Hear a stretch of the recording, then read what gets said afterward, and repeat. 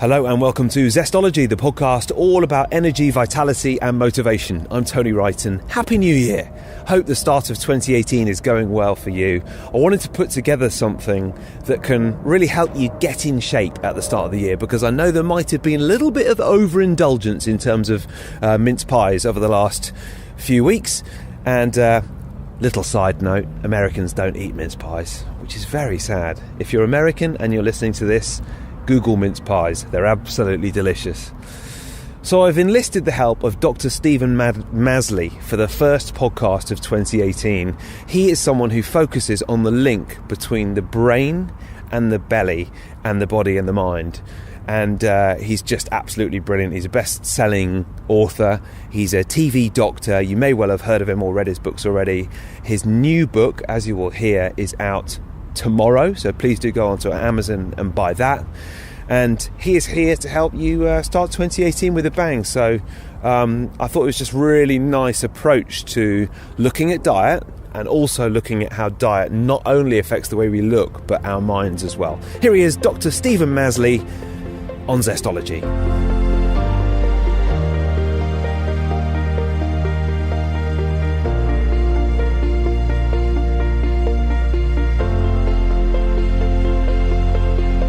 Dr. Stephen Masley, how are you doing? I'm doing terrific, and I'm delighted to have a chance to talk with you today. Thank you. I'm really looking forward to speaking to you. I've read and kind of dug around on the internet quite a bit about you, actually. I've been really looking forward to speaking to you for a while. And my attention was first kind of caught by your book, The Better Brain Solution. And I think some of the things you're going to say today are going to be quite exciting, because as I understand it, you link kind of what's going on with the mind and with the brain to the kind of stuff that we're putting into the body and the lifestyle as well. Tell me a little bit about what inspired you with this book.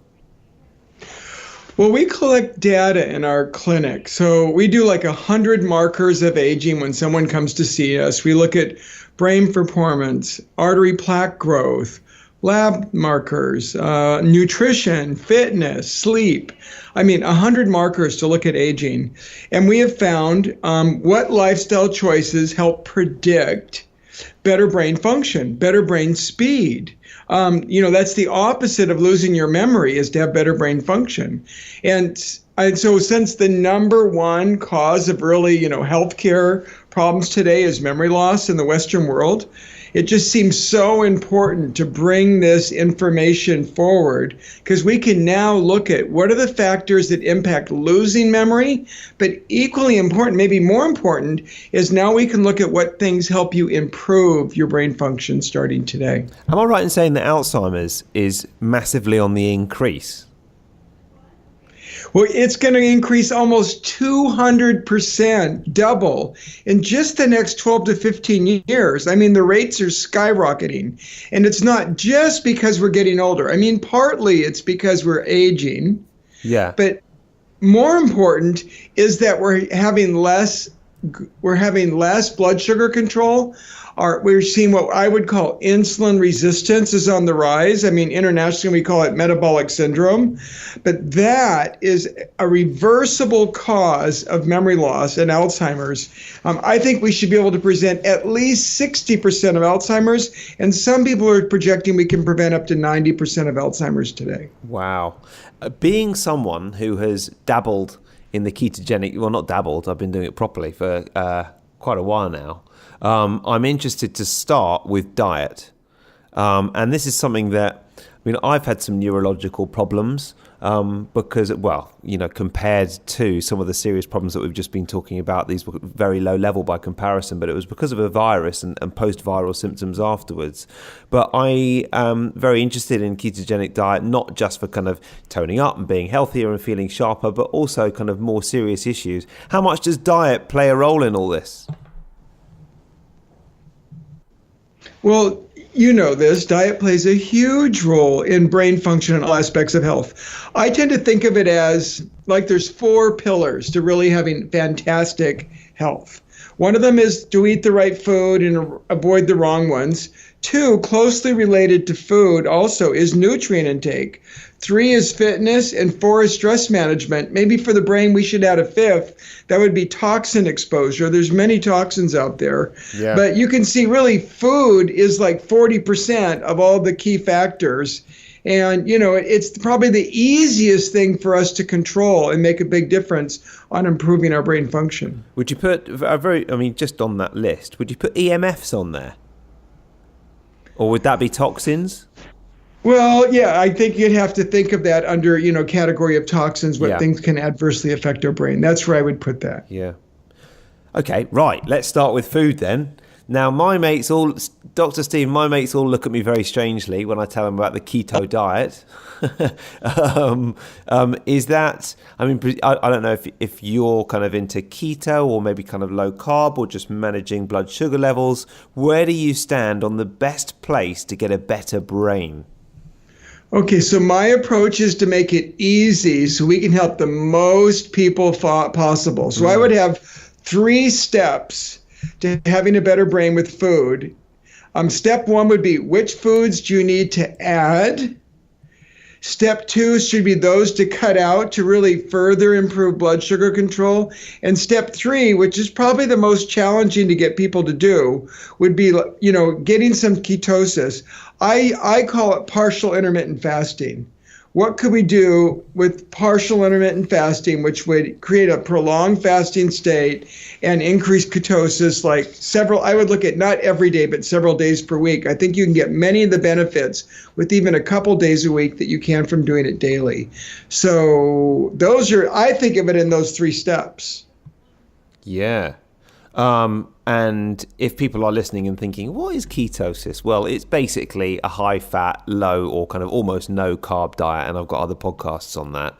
And you're saying, even if you do it a little bit and you stick to kind of low carb and then every once in a while you do an intermittent fast or something like that, the brain still gets a lot of the benefits. Well, I think let's go even more basic. I think there's some key foods people absolutely need to nourish their brain. Yeah. Number 1 would probably be green leafy vegetables. And that's actually mostly carb, but it has almost no glycemic load, no sugar load. So, even someone following a strict paleo diet, to me, should be eating lots of greens every day. And in fact, if you even eat 1 cup of green leafies a day, your brain is 11 years younger than someone who doesn't eat them at all. That's really tremendous. Yeah. So green leafies are essential. And so are other colored vegetables, not things like, a white potato, which has a high sugar load. But, one of the things about beets is there's this myth that beets have a high sugar load. And really eating 1 cup, of beets in a portion is really not going to raise your sugar level significantly at all. But they improve blood supply to your brain. I think they're also really for your brain. So vegetables skip the potatoes, but other than that, vegetables are way up there. Other pigments, blueberries, berries in general, berries and cherries have a low glycemic load. And I think there's really solid data that if you eat, 1 or 2 servings a day, you improve your brain function. You help prevent memory loss. Other pigments, chocolate, dark chocolate, and cocoa really are solid foods for your brain, as well as green tea. I think there's really good data. And then there's smart fats like extra virgin olive oil and most forms of nuts and avocado oil and wild salmon. Those are really, so I focus on first the foods you should add that are essential for your brain. I think for me, that's the most important first step. You mentioned Alzheimer's earlier on. And clearly this approach, the more I read and hear, the more this will have an impact with people who are suffering from some serious neurological conditions. What about your average, let's say someone is, I don't know, for sake of argument, 35, walking to work now or driving to work, listening to this podcast. Would it help them to have a better brain to eat these foods? Oh, absolutely. The data from our clinic shows the average patient we see, like a working man or woman, anywhere from 30 to 60, sees a 25% improvement, 25% improvement, I'll repeat it, in their brain processing speed, in their productivity, in their ability to get work done. Who wouldn't want to be sharper, quicker, less forgetful, and more productive? So not only are you preventing memory loss, more importantly, when you follow like the Better Brain solution, you're improving your cognitive function almost immediately. And we have randomized clinical trial data to confirm that. Great. So is that is it memory tests or is it kind of puzzles? Yeah, we're How do you doing measure cognitive, complex cognitive testing with memory, brain processing speed, executive function, attention, really a comprehensive way of assessing overall brain function and clearly see an improvement. And I think you've hinted at this, besides adding those foods, cutting out sugar in foods with a high glycemic load is just, that's also essential. We've got to get rid of the bread and the rice and the pasta and the potatoes and all the sugar and sweets out there if we're going to really improve brain function and get people's blood sugar control back to normal. Dr. Stephen, in this country, we do love a roast. We love a roast dinner on a Sunday. I've been doing this ketogenic diet for a few months, but yesterday I went for a lovely big roast. And then I went to my TV job. I went to work in the evening until midnight, I might say. And I felt very sluggish after all those roast potatoes. And now I know why. Well, yeah, the potato, you could, yes, a roast on a Sunday evening to me, as long as you're eating like organically raised, pasture raised, beef and a roast. That's not the problem. The problem is when you add the bread and the potatoes and then the dessert and the sugar. And that's a bigger, I like clean protein, vegetable, fruit, beans, and nuts. That's what, and olive oil for, and spices and herbs for flavor. I think if we really focused on that, that would be the key. It's getting rid of the potato and the bread and the pasta and the rice, as we mentioned. Yeah, that's great. And it's all such a good reminder as well. And I think you do these things in stages, don't you? Because you can't change everything on one day. You do it slowly. And then one day you're like, I'll eat a little bit less potato. And before you know it, you're doing the ketogenic diet. That's why I said step 1, add those foods we talked about. Yeah. Step 2, cut out the high glycemic loads. You've actually already replaced them by adding the other foods. And then step 3 is a few days a week, don't eat after 9 p.m., give up breakfast. You could have tea or coffee without any sugar in it, of course, and then just, go till noon and, get a little ketosis going there. But I think the data from research studies is 2 to 3 days a week of partial intermittent fasting is adequate to really get a ton of benefit. And step 4, you were mentioning grass-fed meat and that kind of thing, and I am totally down on that. And yet, I must say, last night I wasn't in the pub in Richmond asking if they had organic potatoes and grass-fed meat.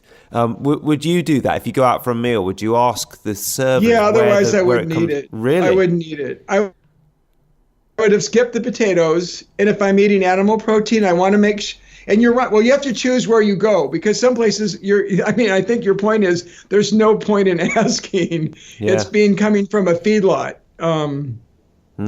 So if I'm going out to some place that's not really that great of food, I might eat vegetarian or go for a seafood dish that's not fried. Something baked or broiled or grilled, but I'm going to try to make a good choice wherever I go. Usually clean protein, double the vegetable, and if I skip the potatoes, that works pretty well. Yeah.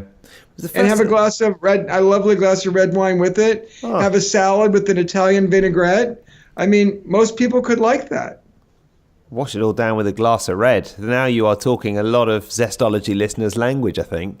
Well, actually, red wine is the one alcohol, that really has shown a consistent cardiac benefit. Yes, you can have 1 or 2 cups of coffee in the morning or a cup of, tea, a few cups of tea. And yes, you can have 1 or 2 servings of red wine with dinner.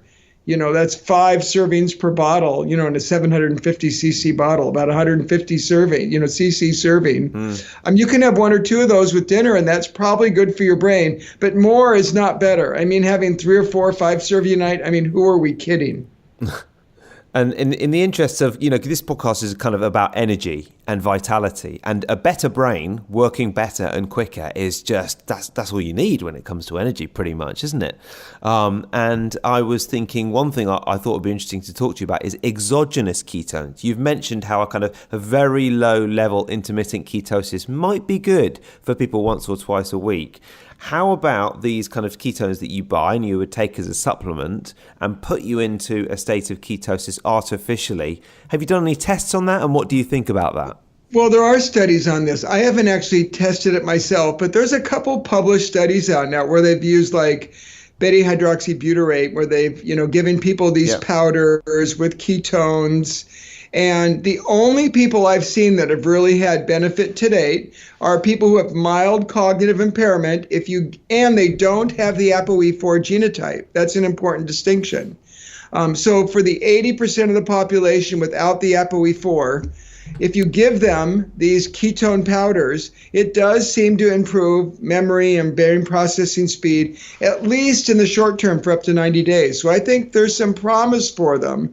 The challenge is that people with the ApoE4 genotype have not shown benefit from this.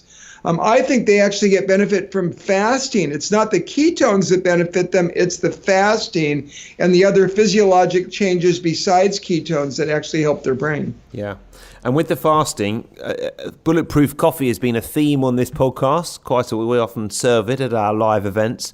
Would you say that is okay as part of the intermittent fast, or would you be a strict disciplinarian? That would be in line with...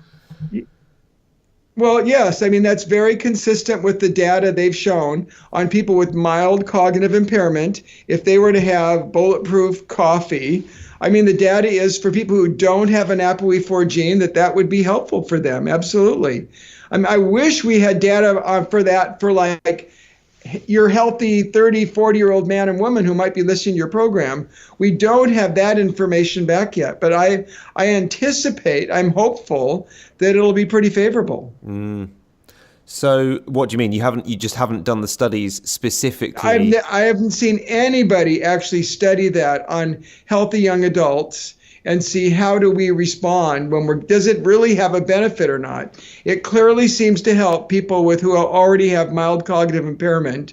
So, but that's a late stage. What we don't want is when you wait till someone already has mild cognitive impairment, the sad reality is they're almost at dementia, the Alzheimer's, their brain has shrunk. What we want to do is prevent that. We want to improve people's brain function starting today with programs that have been proven to work and improve their brain function right now. So that's really my focus. What things in the Better Brain Solution, what things have clearly shown that if you follow them, it's going to improve your brain function. And that's really where I aim to put most of my energy. And then, actually, it's very interesting because when I think about, I talk to my mum about this stuff and she's really into, is very interested in diet and lifestyle stuff that might help her live more healthily. But as she says, over the course of her life, there's been so many different eras where people have said different stuff about what is good for you diet-wise to get the best out of your life and to live the longest, that she now finds it quite hard to kind of believe in the okay, she says, well, high fat is good now, but it wasn't good 20 years ago. And if there's not been those long-term studies on healthy people in their 30s and 40s, is it quite hard to persuade people that it's something worth doing? Well, I think your mom's pretty smart, really. We've really made a muck of information that we've been sharing, I think, over the last 20 to 30 years since the 70s. And we haven't always looked at best data. We've taken like expert opinions and ran after what they had suggested, and to excess. I agree with your mom, to be honest. I think we have to be a lot more careful. But there are so many things that work. Here's the big difference. If you listen to 100 sources of information, you'll probably get at least 50 ideas what you should do. But probably only a couple of those are really based on proven plans that work. So that's really my focus. What do we know that you could start today? Like what foods could you add? What should you avoid? What things could you do and stick with, and it would make a huge difference. And I think we have to get rid of a lot of the myths that are out there and the confusion and get a much more straightforward message. Yeah, I think you're right. And I think you're going to have a new fan in my mum, because you are right. She is very smart, and she'll be delighted to hear you say that as well. Now, what have you got apart from diet? What about, we mentioned lifestyle and toxins. How do you approach them? Well, mercury is increasing exponentially planet-wide. And, as we burn more and more coal on the planet, we're getting more mercury, and it ends up in our food supply. So especially, not for all seafood, but especially big mouth fish like tuna, grouper, snapper, swordfish. They're pretty high. A third of my patients have elevated mercury levels in their blood, and 10% of my patients have a significant drop in brain function because of mercury intake. So, we've got to eat less tuna and grouper and snapper and swordfish. For one, other, really common toxins out there, excess alcohol. Yes, 1 or 2 glasses of red wine's good for you, but not a whole bottle every night. And then obviously tobacco is a common toxin we want to get rid of because it's bad for your brain. But here's a surprise one. At least in the, we in the U.S. now, they're putting nitrosamines in bacon, in sandwich meats, in deli meats, in all these processed foods. They're adding chemicals to extend the shelf life. I'm not actually sure if these are legal in the UK. No, I don't even really know what they are, but they don't sound good. They're nitrates they sprinkle on processed meats to extend their shelf life. They use them here in the U.S. rampantly, but they're strongly associated with increased cancer risk. And now more recently, we realized that they cause insulin resistance, blood sugar elevations, and they're neurotoxic. They kill off brain cells and can cause memory loss. And people are they're on, they're following a paleo diet, a ketogenic diet. They're eating processed meats, and unintentionally, they're poisoning their brain. So again, we're back to clean protein. If you're eating animal protein, it should be clean. There shouldn't be nitrates, nitrosamines sprinkled on it to extend the shelf life at the risk of the person. So I think that's a very important toxin. Yeah. And then pesticides. We've heard it. We think about them for cancer risk, but people with high pesticide has 350% more risk of Alzheimer's than someone with low pesticide levels. So I think it's also, the biggest source is animal protein in dairy products that aren't organic. And then, there's like certain vegetables and fruits that get heavily treated. So I always encourage people to, look up what are the dirtiest fruits and vegetables, and their animal protein should be clean. And that's a really good way of, not just get rid of nitrosamines, but getting rid of pesticides as well, by ensuring if you do eat meat or chicken, that it's organically raised, pasture raised. Yeah, because I'm thinking sometimes I am guilty of, well, not guilty of, but sometimes I'll buy meat in the supermarket, it'll be cooked meat, and one of the ingredients will be sodium nitrate, I think, and I never really know what it is. Is that probably something we don't want to eat? Yes. So that's a preservative to extend the shelf life so they can sell it for a longer period of time. And that's not good. Well, they cause cancer and memory loss and diabetes. How is that good? That's not good for my brain. That's not a better brain. No, that's terrible. I'm quite glad I brought that up, because I always see sodium nitrate and I think, sounds a bit like salt. It's probably all right. Don't really know. Now I know. Nitrosamine free. Okay. And then, there's different nitrates out there. There's like natural nitrates that come in beets, and those improve your blood supply. That's not what I'm talking here. I'm talking about nitrosamines that they are using as a preservative to extend the shelf life of animal products. Yeah. And I'm guessing we're in a different country and maybe they can do labeling differently, but I doubt it. I'm concerned. I'd look that up for me and then share it with your listeners later. I will. Whether that is related to nitrosamines. Yeah. And then once these toxins are in, I did, funny you mentioned test about mercury. I did a mercury test about a year ago, the test, and it came up quite high.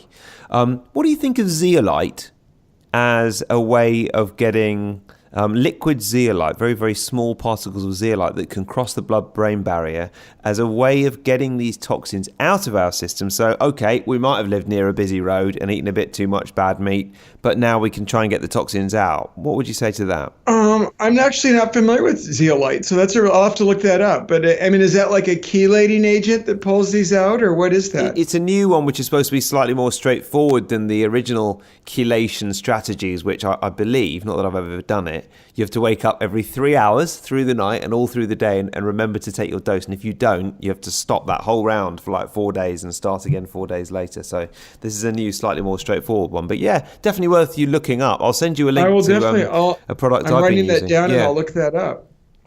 Yeah. No, you've got something new I have not heard of that. So thank you for sharing that. I will check it out. Yes. Well, you might not like it, but it'll be interesting to see what you think. And then just on the toxins and the EMFs, are there anything, did you look at that in the book as well? You know, I'm more concerned about cancer risk than I am. I'm not aware of any relationship between EMF and memory loss, although there is a relationship between EMF and cancer. So. Yeah, absolutely. There certainly is. Yeah, that's definitely a hot topic for me and on this podcast as well. So I feel like you've helped us quite a lot in terms of boosting our cognitive function. This is really helpful. Well, choose the right foods. Make sure you get your proper nutrients. Be physically active. Do proactively manage your stress. You know, I'm just a few keys for that are get enough sleep, have like 10 minutes of meditation a day, get a good workout to burn off sweat and toxins. That's another way to get rid of toxins is to sweat and avoid those common toxins. And if you do those things, I mean, average person's going to be 25% mentally sharper and is going to get to prevent memory loss and feel better. So, and feeling better is worth a lot. As you said, that relates to energy. And I think it's so important to address this and get sharper instead of waiting till your brain is shrunk and you have symptoms and then it's too late. Yeah, absolutely. That is all such good reminders. And something I've asked everyone on this podcast is, Dr. Stephen, what is one book that you would recommend that's had an impact on you, and one tip for living with more energy, vitality and motivation? So what's a book that you've enjoyed that you think other people might as well? Oh, one book related. I think the one that had the biggest impact me for the brain, it just was a paradigm shaker, was probably Grain Brain, you know, Dr. Perlmutter's book that he came out with several years ago. That was groundbreaking. So just a complete paradigm shift. And that's what I'm trying to do with the Better Brain Solution, is really try to provide a shift in our culture and thinking.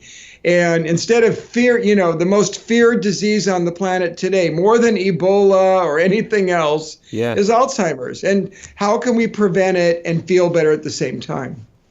Yeah, absolutely. Couldn't agree more. And then one tip for living with more energy, vitality and motivation. And because I know, obviously, this is not the only book you've written. You know, you've written books about smart fat and tuning up your heart. And I've been following your work for quite a while. What is like the one thing that you think has had an impact for you and might have an impact for other people? Well, I think the challenge is learning to make real food taste delicious. You know, we want food that tastes great, but we've got to figure out how to do it with real food instead of, you know, chemical concoctions and processing it. So how do you use spices, herbs, and oils together so your food tastes fantastic and it's good for you? I think that's the key tip that would really make a difference for us. Dr. Stephen, thank you so much for coming on Zestology. Where can people find out more about you, about the new book, and all the important work that you're doing? Well, they can certainly visit the website, drmasley.com, drmasley.com. I've got free gifts up. If people come now and sign up for the gifts, we'll send them we've got some free viewings of a show and program we're putting on. We have quizzes that you can assess how you're doing. So all those free options are available at drmasley.com. Awesome. Well, thank you so much for coming on Zestology. Really appreciate it and great to talk to you, Dr. Stephen. It was wonderful speaking with you. That's it. Thanks to Dr. Stephen Masley. Thank you for listening to Zestology. As always, if you wanted to review this or pass it on to someone else who could do with a few of these tips in this podcast, that'd be brilliant as well. I'm off on my travels, which is quite exciting, so I'll be recording some podcasts from my travels, including this. I don't really know what I've let myself into, but this meditation retreat in the middle of nowhere near the Burmese border in Thailand. I think this is actually a bit weird. I think I'm going to have to be wearing all white. All the rest of it sounded absolutely fine, but I'm just not sure about dressing all in white. Sounds like a bit of a cult. Anyway, I'll keep you posted on that one. I'm going over there in a couple of days' time. And loads of other fun stuff planned as well, perhaps a couple of podcast interviews, and that will no doubt be appearing on Zestology in due course. So look, have a great 2018. Hope this has helped you start it well, and I'll see you next week.